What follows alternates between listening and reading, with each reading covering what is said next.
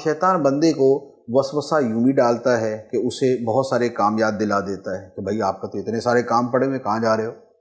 تو اب بندہ عبادت چھوڑ کے ان کاموں کی طرف چلا جاتا ہے، یا وہ عبادت کے لیے اٹھنے لگتا ہے تو شیطان اس کو سستی ڈال دیتا ہے، اس کی طبیعت کو مائل نہیں ہونے دیتا، اس کے ذہن میں بہت سارے خیالات پیدا کر دیتا ہے۔ یا بندہ اگر عبادت کے لیے کھڑا ہو بھی جاتا ہے تو اب شیطان اسے چیزیں یاد کرانا شروع کر دیتا ہے، تمہارا فلاں کام باقی ہے، تمہارا فلاں کام باقی ہے، اچھا وہ چیز تمہیں یاد آ رہی ہے۔ تو اب وہ چیزیں کہ جو بندے کو زندگی میں کبھی بھی یاد نہیں آ رہی ہوتی، نماز کے دوران وہ چیزیں بھی یاد آ جاتی ہیں۔ تو یہ وہ ساری چیزیں اور سارے طریقے ہوتے ہیں کہ جس میں شیطان وسوسے ڈال کر بندے کا عبادت میں جو دل لگنا ہے اسے ختم کر دیتا ہے۔ اس کا حل کیا ہے؟ اس کا حل یہ ہے کہ شیطان کے وسوسوں سے پناہ حاصل کرنے کے دو طریقے ہیں۔ ایک تو یہ ہے کہ بندہ اللہ تعالیٰ کی بارگاہ میں پناہ مانگے شیطان کے وسوسوں سے، جیسے ہم یہ معروف جو ہے وہ پڑھتے ہیں، اعوذ باللہ من الشیطان الرجیم، پناہ لیتا ہوں اللہ کی شیطان مردود کے شر سے۔ اسی طرح یہ سورہ فلق، جیسے سورہ فلق سورہ ناس ہے، تو اس میں بھی اللہ تعالیٰ کی پناہ مانگی گئی ہے وسوسہ ڈالنے والوں کے شر سے۔ دوسری اس کے ساتھ ایک اور چیز ہے، اور وہ ہے کہ شیطان اللہ کے ذکر سے بھاگتا ہے۔ جو بندہ اللہ کا ذکر کرے شیطان اس سے بھاگ جاتا ہے۔ اس کا مطلب یہ ہوا کہ اگر کثرت سے اللہ کا ذکر کرنا یہ ہماری زندگی کا معمول بن جائے تو شیطان بھاگ جائے گا اور اس کے وسوسے بھی ختم ہو جائیں گے۔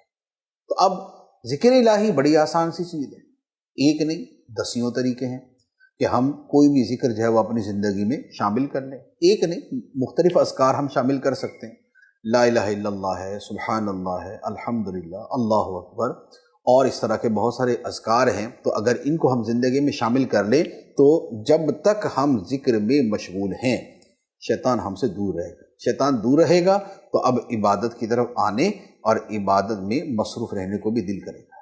اچھا، اسی طرح ایک بڑا آسان سا ذکر ہے، جیسے اس میں جلالت ہے، لفظ اللہ ہے، اللہ اللہ اللہ، یہ اس میں مبارک اگر کثرت سے پڑھا جاتا رہے تو یہ بھی ایک بڑا آسان طریقہ ہے کہ بندہ ذکر میں مشغول رہے گا اور شیطان کے شر سے محفوظ رہے گا، اس کے وسوسوں سے محفوظ رہے گا۔ تو لہذا شیطان جو خارج سے ہمارے اندر وسوسے ڈال کر ہمیں عبادت سے دور کرتا ہے، اس سے بچنے کا طریقہ ذکر الہی کی کثرت، اور اس شیطان کا ایک معاون ہے جو ہمارے اندر ہوتا ہے، اور وہ ہے ہمارا نفس، کہ بندے کا نفس یہ شیطان کی معاونت کرتا ہے، اور یہ بھی اتنا ہی ایفیکٹو، اتنا ہی مؤثر اور عبادت روکنے میں اتنا ہی طاقتور ہوتا ہے جتنا شیطان، بلکہ اس سے زیادہ۔ تو اب نفس کا مقابلہ کرنا ہے تو پھر اس کا طریقہ یہ ہے کہ آدمی کو تھوڑی سی ہمت اختیار کرنی پڑے گی۔ بندہ جب ہمت سے کام لیتا ہے تو بڑے بڑے کام کر گزرتا ہے۔ اللہ تعالیٰ نے انسان کو ہمت، قوت ارادی اور ول پاور ایک ایسی شے دی ہے کہ جس کے ذریعے وہ بڑے سے بڑے کارنامے سر انجام دے دیتا ہے۔ اسی قوت ارادی کی وجہ سے آدمی پہاڑوں پہ چڑھ جاتا ہے، دنیا کی عظیم چوٹیاں سر کر لیتا ہے، بڑے بڑے مشکل مرحلے حل کر لیتا ہے، بڑے بڑے عظیم منصوبے پایہ تکمیل کو پہنچا دیتا ہے۔ اور یہ سب کا سب کیا ہے؟ یہ سارے کا سارا اس کی قوت ارادی کا عمل دخل ہے۔